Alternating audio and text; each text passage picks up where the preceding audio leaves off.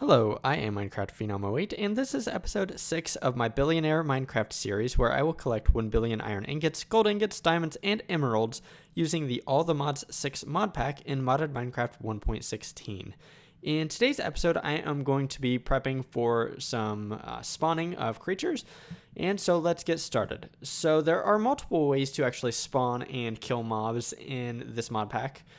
And the way I'm going to be using it first is I'm going to be using the mod Industrial Foregoing because it actually gives me multiple options as far as killing the mobs, and it kind of gives me a decently easy entry point into doing that. So in one of the last episodes, I did get a bunch of spawners. Since then, I've actually got 2 blaze spawners. As I was mining in the Nether, I came across I don't even know what it was, but an area that was basically like a dungeon, and it did have some blaze spawners, and I was able to grab those. So I have some spawners of like things like creepers, zombies, skeletons, spiders, and blazes, and so I need a way to actually be able to automatically kill those mobs, and I'm going to be using Industrial Foregoing for that. So the first thing I need to do today is I need to make a fluid extractor from that mod. So let's go ahead and do that right now. And I should have just about everything I need for that. I do need to actually grab all of this stuff out of right here, and now I should be able to make a couple of these. So I need to make 2 of these blocks first, and then I'm actually going to go ahead and make 2 of these machine frames, even though I only need 1 of them for right now. And then I need to make a light pressure plate, a piston. We don't have the wood just quite yet, but now we do. Oh, I don't have redstone. I have redstone over here. Not a problem at all. And like I said, I have done quite a bit of mining since the last episode. I wasn't exactly sure how I was going to dive into the spawning and killing of creatures, because one of the things that I need pretty early on are going to be ender pearls. And so I did a lot of mining. I initially thought I was going to go a different direction, but I came to the conclusion that Industrial Foregoing was probably going to be the easiest way to do this. So let's go ahead and see if we can't make this fluid extractor. So that's excellent. I believe that this machine, yes, power is optional on this machine, so I do want to set it up to be, let's do right here, and I do want the active face to be right here. And what we're going to do is we are going to place, you know what, I'm actually going to move this. Sorry about that. So let me grab this. Let's move my clock, and let's move this to be right here instead, because in the future I am going to put like a block placer right here, but for right now I cannot afford one. So what I want to do is I want to put down some dark oak logs right here, and that should give me latex. And if we look at the different recipes for the fluid extractor, if we right click on this, we see that different woods give different amounts of latex. So acacia actually gives the most, but I haven't come across any of those recently. So one interesting thing that this recipe book shows is that there are 2 different recipes for dark oak logs. One of them shows it giving 3 millibuckets of latex. The other one shows it giving 1.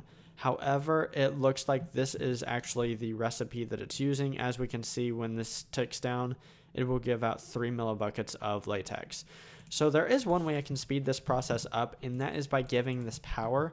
So what I'm going to do is I'm going to run some power conduit that I made between episodes to this machine right here, as some machines down the line will also need power. So I might as well go ahead and run that power conduit right now. So let's go ahead and do that, and that won't take but just a second here, and I should have plenty. And let's just, okay, so I'm actually going to not get rid of my door. Sorry, I'm not underneath the frame there. So if I run this right here, and this is going to be create just a little mess under here, that's not a big deal. We can run it there, and then let's hook this up like so. And this conduit actually does carry a little bit of power itself. And we can see that this progress bar doesn't start at the top anymore. It starts around right here. And so it's going to make latex a whole lot faster. So that's pretty fantastic. So what I'm going to do now is I'm just going to clean this back up. And what I actually need to do is I need to wait for this to make an entire bucket's worth of latex. And once that happens, I will be right back. So I almost have an entire bucket of latex ready to go. However, there are some other things that I can be doing while I'm waiting on that to finish up.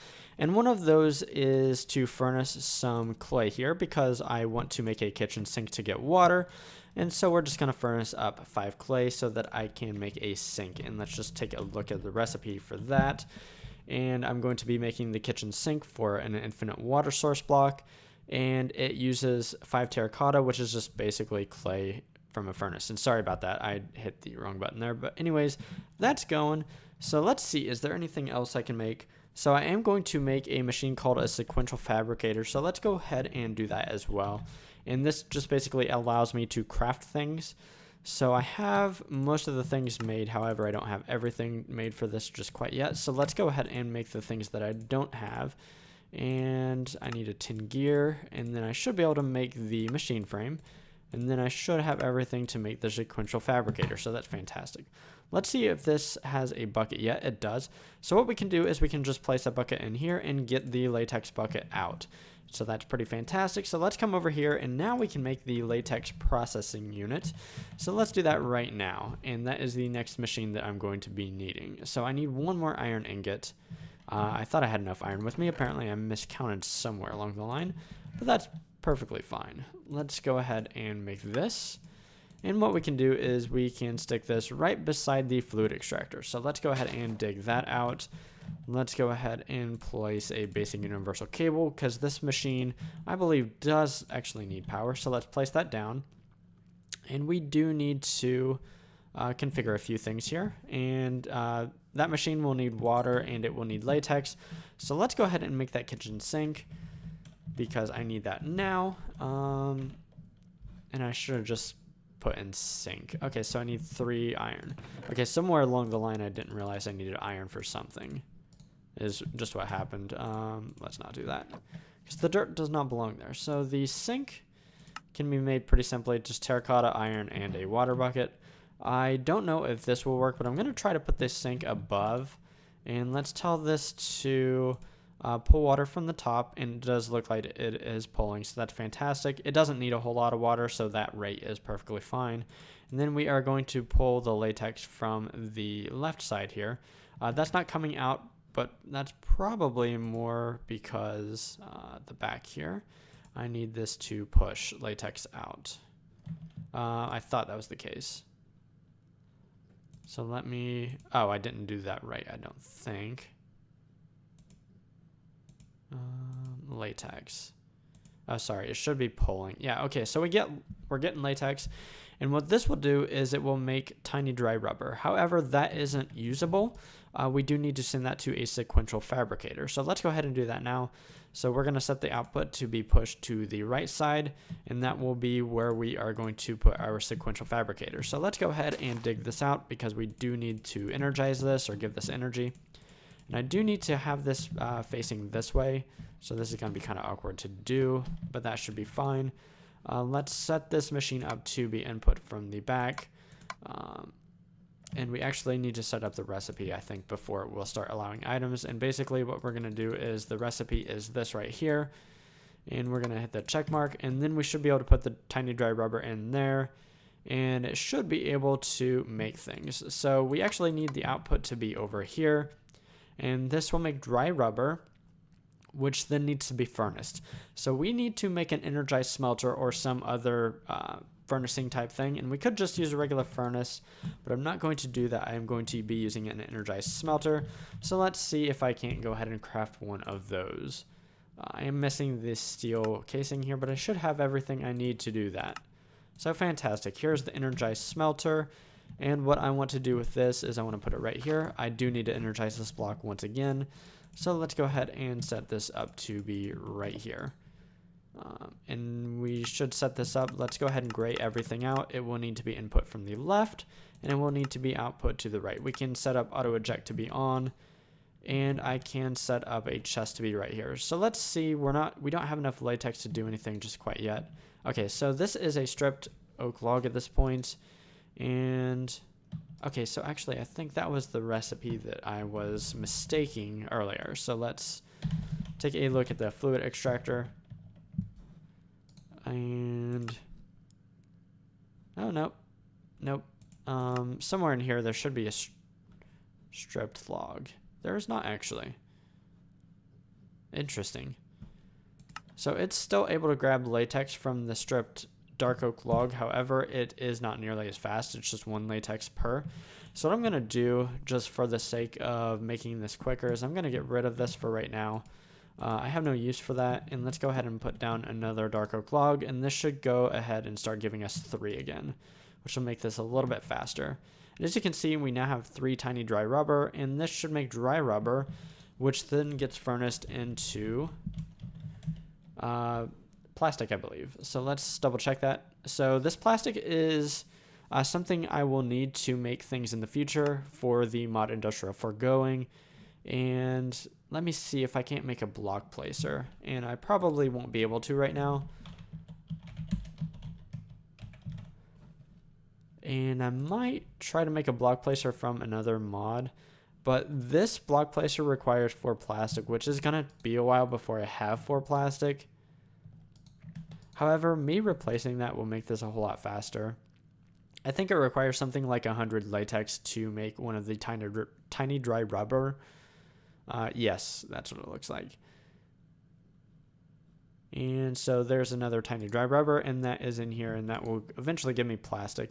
Let me go ahead and grab a chest. I should have a chest somewhere. And I'm just going to set this to be right here. And basically, when this gets done furnacing things, it should go ahead and push that plastic into this chest. So I want a block placer right here so that when this block expires, because it will make the dark oak log into a stripped dark oak log, and then eventually it will destroy that stripped dark oak log. And then when that happens, I want another block to be placed. That way this can continually function, this whole system. Basically make me a lot of plastic. So let's go ahead and try to use this block placer. I'm not sure if it will work or not. So do I have diorite? I don't think I do. I don't think I have andesite because I think I threw all my andesite away. I most likely did. Because it's pretty much just waste. And now it's not waste. I know there are ways to make this. So diorite. Can I make diorite? Nether quartz and cobblestone. That's not a problem actually. So let's do that. I do have plenty of nether quartz because I have been mining quite a bit in the nether. So I think the recipe was something like this. And then, sorry about that. Diorite and cobblestone makes andesite. So we can just do this. Make a little andesite, and then we should be able to make this pretty shortly. The cobblestone slabs aren't a problem. The dropper is not going to be a problem either. It's just... Okay, so I just need some iron, some redstone. And then I should be just about good to go. I feel like in the past I've had issues with this block placer, but I'm going to go ahead and try it. There's no reason not to. It's pretty cheap, to be honest, so might as well. So there is our block placer. I'm not sure if it works with a redstone signal or without a redstone signal or what. Okay, so we can set it up in different ways. So let's go ahead and place this in here, and we can say always on. Once I get rid of this, it should replace it. So let's see if that happens. Fantastic. So what I'm going to do is, hopefully this will work out. Let's just go ahead and place this block placer to be right here. And then when this block is destroyed, it should go ahead and place a dark oak log. We do need to set this to be always on. And we can go ahead and place this in the block placer's inventory. So basically what should happen is we should be getting plastic at some point pretty soon. What I'm going to do is I'm going to wait and to make sure this system actually works. It should. And when I get 19 tiny dry rubber, I will be right back. So here comes the moment of truth. I almost have enough latex to make another tiny dry rubber. So let's watch this happen. And here we go. We got the tiny dry rubber being made. And let's see if this makes a dry rubber, which should be furnaced and made into plastic and sent to this chest right here. So if all this functions, I am going to be very happy. And I'm going to go ahead and wrap up the episode. So fantastic. We have plastic production in process. And this should be pretty much automatic. The only thing that I'm going to need to do is provide power. And as we can see, the conduit here does have kind of a capacity. It does hold some power. Obviously, the fluid extractor is using some power, as I do have it in the powered mode. What I could do if I really wanted to kind of make sure that this system just continues to run is to actually remove the power from the fluid extractor. However, I don't think I'm going to do that. I do have plenty of coal laying around, so I will probably just continue to feed the system coal to make sure that it runs for at least a little while. And that way I will have enough plastic in a few hours to continue down the road of industrial foregoing and actually make the machines that I need to automatically spawn and then kill mobs. So that's pretty fantastic. So in today's episode, I set up this little system right here to automatically make plastic. It does take it a little while, but the thing is, it should be running just about all the time. So over time, it will quickly get me more than enough plastic to do what I need to do with it. So if you enjoyed today's episode, feel free to drop a like down below. If there's anything I could have done better or differently, just let me know in the comments down below, as I try to read all the comments. If you enjoy large-scale automation in modern Minecraft, please consider subscribing, as that's typically what I do. Anyways, signing off, I am Minecraft Phenom 08, and I will see you next time.